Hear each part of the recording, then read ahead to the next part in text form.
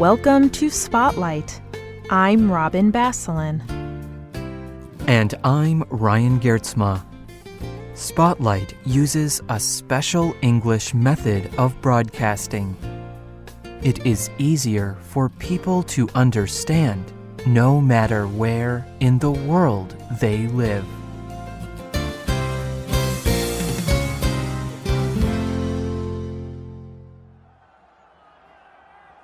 On July 17th, 2011, thousands of people gathered in Frankfurt, Germany.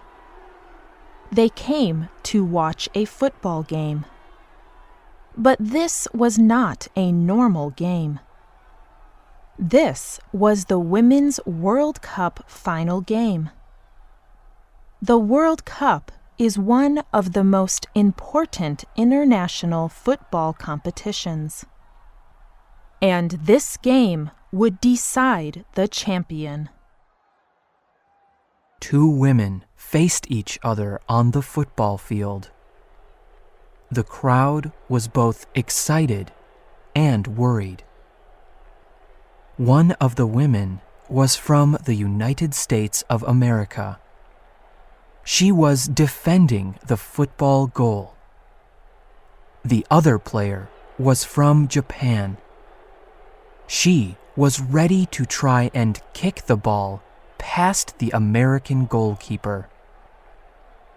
The crowd knew something big was about to happen. The crowd became quiet. The Japanese player kicked the ball. It was a goal. The crowd cheered loudly. Japan was the new Women's World Cup champion.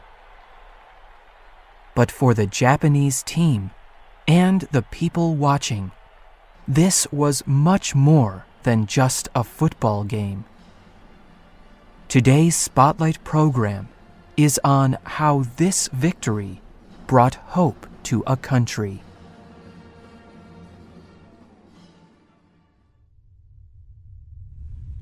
On March 11th, 2011, Japan suffered a major earthquake and tsunami.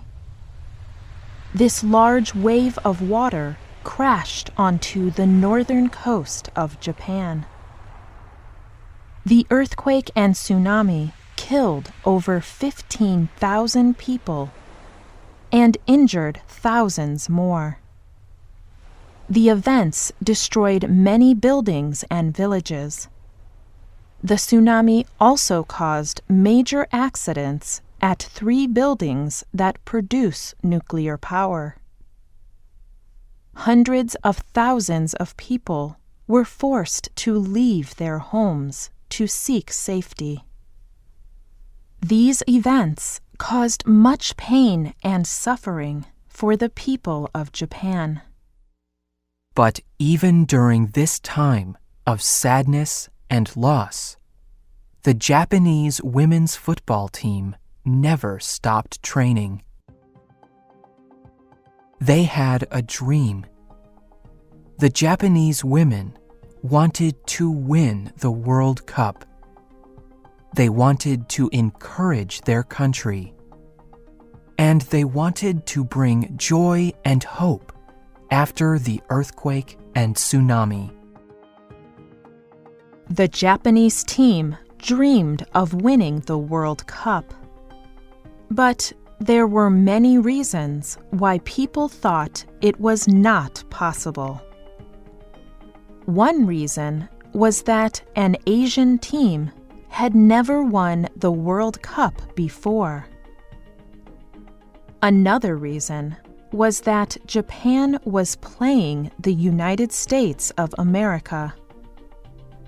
The Japanese women's team had played the American team 25 times before, and they had always lost.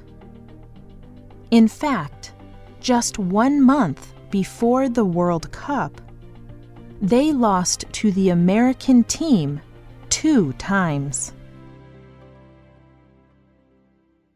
The Japanese women's team knew these facts. but they still had a dream.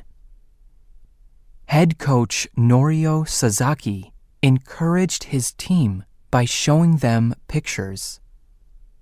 These pictures showed towns that were damaged by the tsunami. The pictures made the players recognize the importance of their dream. They knew every game they won would bring hope to the people of Japan. People called the Japanese women's team a special name: Nadeshiko. Nadeshiko is the name of a strong and beautiful flower. Even in difficult conditions, this flower continues to grow and survive. The Japanese team showed their strength and beauty in their World Cup games. First, they won a surprising game against the German team. Then, they easily beat the Swedish team. Neela Fischer plays for the Swedish women's football team. She talked with the sports news organization ESPN about the name Nadeshiko. She said, "The Japanese team has been through a lot, but they are a strong team. You can see that they are strong together.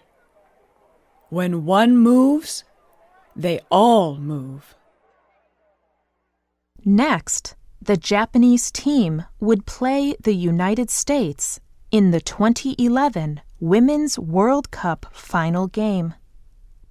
Before the final game, Coach Sasaki told ESPN, "I think what we have been doing is very good for Japan.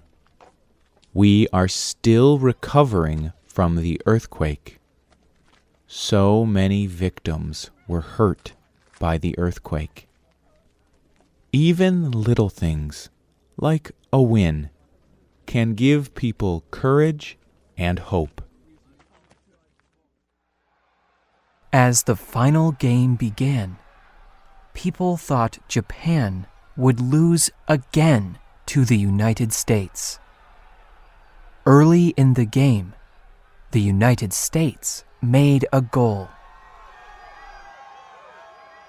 But then, Japan quickly scored a goal as well. Late in the game, the United States scored another goal. There was very little hope for the Japanese women. Japanese player Homare Sawa told the FIFA football organization, "When the game was 2-1, I thought it would be difficult for us to win, but no one gave up." It seemed impossible for Japan to win, but the team never stopped trying. And in the final minutes, Japan made a goal to tie the game 2-2. The game would now be decided by a shootout. One at a time, players from each team would try to kick the ball past the other team's goalkeeper. 2 of the first 3 Japanese players made goals, but all 3 American players missed. Then Abby Wambach made a goal for the American team. The shootout was now 2 goals for Japan, 1 for the Americans. Japanese player Saki Kumagai walked up to the football. The crowd knew that if she made the goal, the Japanese team would win. Kumagai ran towards the ball and kicked it. Goal! The Japanese team had won. The people of Japan felt great joy when the women won the final game. Ai Asada is from Tokyo. She told the Los Angeles Times newspaper that when the Japanese team won, she cried. Saori Shiratori is another Japanese team supporter. She watched the game and told the Los Angeles Times, At a time when things are going so bad for Japan, this news makes me so happy. We have made history. During the World Cup, the Japanese team held up a large sign before every game. The sign said, "To our friends around the world, thank you for your support." They wanted to thank the world for supporting Japan after the earthquake and tsunami. After the final game, they held up the sign again and bowed. People from around the world were watching, and everyone knew why this game was so important for Japan. American player Abby Wambach told the FIFA football organization, "Losing was difficult for us because we were so close to winning. But I think Japan is a country which has gone through so much over the past few months. They almost needed the victory more than we did. It helps to know that their success will bring happiness and hope to the Japanese people."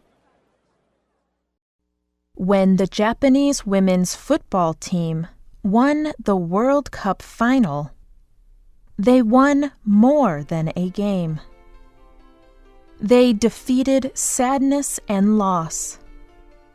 They won courage and hope for their country. It was so much more than a football game. It was a victory for Japan's spirit. The writer of this program was Lauren Anders. The producer was Mark Drenth.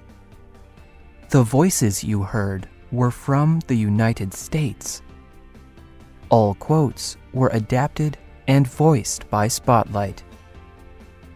You can find our programs on the internet at www.radioenglish.net. This program is called More Than a Football Game. We hope you can join us again for the next Spotlight program. Goodbye.